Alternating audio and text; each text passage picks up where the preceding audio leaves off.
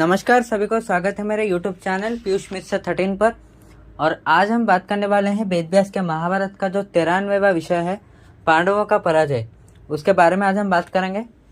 उससे पहले please channel को सब्सक्राइब कर लीजिए और सब्सक्राइब बटन के बगल में जो बेल आइकन है उसको भी प्रेस कर लीजिए, ताकि मेरे वीडियोस को नोटिफिकेशन आपको बिल्कुल टाइम पर मिल जाए। वीडियो अच्छा लगे तो लाइक कीजिए और शेयर भी कीजिए आपके फ्रेंड्स और फैमिली के साथ, ताकि हमारे चैनल ग्रो कर सके। तो चलिए आज के वीडियो की शुरुआत करते हैं।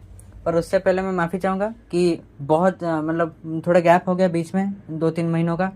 और ठीक है, अभी 3 महीने के बाद हम वापस आ चुके हैं और अभी पूरी तरह से मैं कोशिश करूँगा कि डेली रेगुलर बेसिस पे वीडियो आए आपके पास। कोशिश करूँगा कि वीकली या 2 हफ्तों में एक बार एक वीडियो तो आ ही जाएगा आपके पास, तो आप एंजॉय कीजिएगा वीडियो को। तो चलिए शुरुआत करते हैं आज के वीडियो की। पिछले वीडियो में हमने जाना था कि किस प्रकार घटोत्कच ने अपना भयंकर रूप दिखाया था और पूरी कौरव सेना को उन्होंने तहस नहस करके रख दिया था। तो आज उसके बाद की स्टोरी हम आज जानते हैं। चलिए शुरू करते हैं। 9वें दिन युद्ध शुरू होने से पहले दुर्योधन ने कर्ण और शकुनी से सलाह की और उन्होंने कर्ण को युद्ध में जुड़ने के लिए कहा। कर्ण ने कहा, मैंने वादा किया है कि जब तक भीष्म इस युद्ध में है तब तक मैं युद्ध नहीं करूंगा। यदि आप पितामह को हथियार छोड़ने के लिए मना ले तो मैं एक क्षण में ही पांडवों को मार सकता हूं। कर्ण के इस प्रकार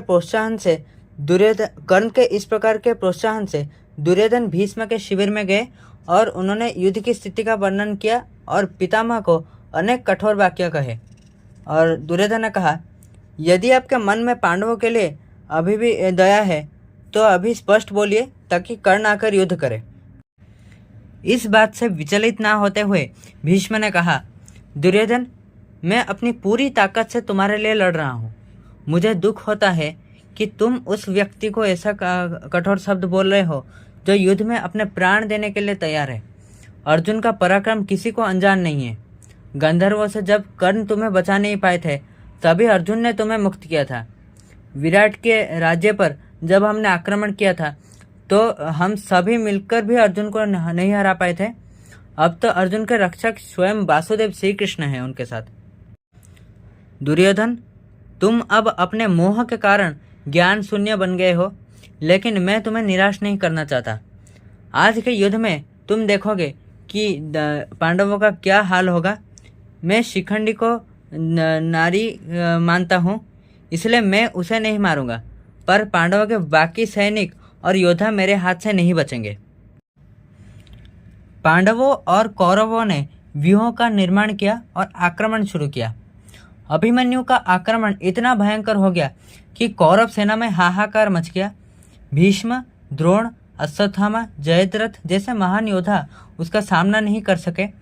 दुर्योधन ने राक्षस राज अलम्बुस से अभिमन्यु का विरोध करने का अनुरोध किया। अलम्बुस ने माया युद्ध शुरू कर दिया। द्रौपदी के 5 पुत्र अलम्बुस से युद्ध करने आए और गंभीर रूप से घायल हो गए। उनके रथ के घोड़े और सारथी भी मारे गए।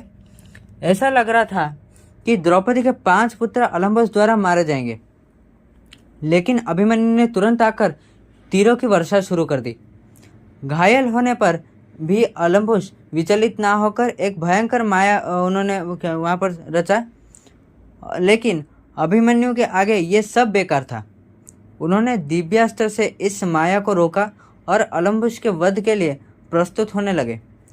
अलम्बुस अत्यंत भयभीत होकर रथ से कूदकर युद्ध क्षेत्र से भाग गए। सात्यकी और अश्वत्थामा के बीच भयंकर युद्ध हुआ। इस युद्ध में कोई किसी को नहीं हरा सका। अश्वत्थामा को बचाने के लिए द्रोण ने अपने रथ सात्यकी की ओर बढ़ा दिया, लेकिन अर्जुन ने शीघ्र आकर द्रोण का मार्ग रोक लिया और उनके बीच भयंकर युद्ध हुआ। त्रिगर्त नरेश सुशर्मा उनकी सेना को द्रोण की रक्षा के लिए लाए। अनगिनत सैनिक अर्जुन के तीरों से मारे गए। भीम का भगदत्त और सुतय के साथ भयंकर युद्ध हुआ। गदाधारी भीम ने कुछ ही समय में दोनों के ही सेना को तितर बितर कर दिया।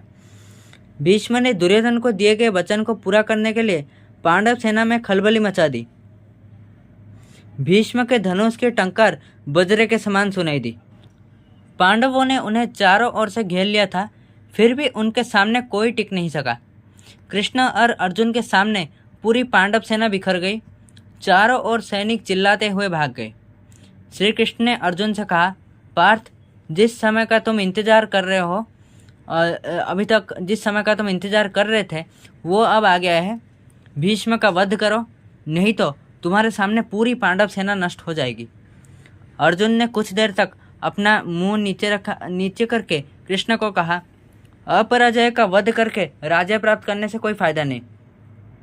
मैं नहीं समझता कि वन में रहना इससे अधिक दुखदायी है, किंतु मैं आपकी बात मानूंगा। आप शीघ्र मेरा रथ भीष्म की ओर ले चले। अर्जुन को भीष्म से युद्ध करने जाते देख पांडव सेना का आत्मविश्वास लौट आया।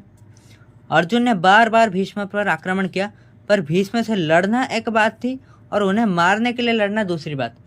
ये जानकर कि अर्जुन को भीष्म को मारने की कोई इच्छा नहीं है, श्री कृष्ण और स्थिर नहीं रह सके। वो रथ को छोड़ के नीचे कूद पड़े और हाथ में सुदर्शन चक्र लेकर भीष्म की ओर भागे। भीष्म को मारने के लिए वो भीष्म की ओर भागे। उन्हें मारने के लिए आते देख भीष्म ने अपने अस्त्र त्याग दिए और हंसकर बोले, हे पुंडरीकाक्ष, मैं तुम्हें प्रणाम करता हूँ। यदि मैं तुम्हारे द्वारा मारा जाऊंगा तो संसार में मुझे अनंत यश प्राप्त होगा। हे कृष्ण, हे गोविंद, आओ अभी मुझ पर प्रहार करो। उस समय सारे पांडव और कौरव सेना स्तब्ध होकर यह दृश्य देख रहे थे। अर्जुन ने भागकर कृष्ण के पैर पकड़ लिए। उन्होंने कहा, केशव, तुम क्या करने जा रहे हो? तुमने युद्ध न करने का वादा किया था। तुम अपनी वचन रखो। मैं अवश्य अपनी प्रतिज्ञा पूरी करूंगा और भीष्म पितामह का वध करूंगा। माधव बिना कुछ कहे अर्जुन के रथ पर लौट आए। अर्जुन और भीष्म के बीच भयंकर युद्ध हुआ, लेकिन उस दिन युद्ध में भीम अपराजय थे। पांडव सेना बार बार उनके द्वारा परास्त हुई और सूर्यास्त होने के कारण उस दिन युद्ध रुक गई। तो यही थी आज की स्टोरी। आशा करता हूँ आपको वीडियो अच्छा लगा और वीडियो को आखिर तक देखने के लिए बहुत बहुत धन्यवाद। वीडियो में मैं क्या इंप्रूव कर सकता हूँ या आपको क्या अच्छा लगा या क्या आपको बुरा लगा और लगता है कि मैं इंप्रूव कर सकता हूँ, उसको प्लीज़ कमेंट्स में बताइएगा और फीडबैक आपका शेयर कीजिएगा। तो मिलते हैं नेक्स्ट एपिसोड में और प्लीज़ वीडियो को लाइक करके जाइएगा अगर आपको वीडियो अच्छा लगा। तो मिलते हैं नेक्स्ट एपिसोड में। नमस्कार।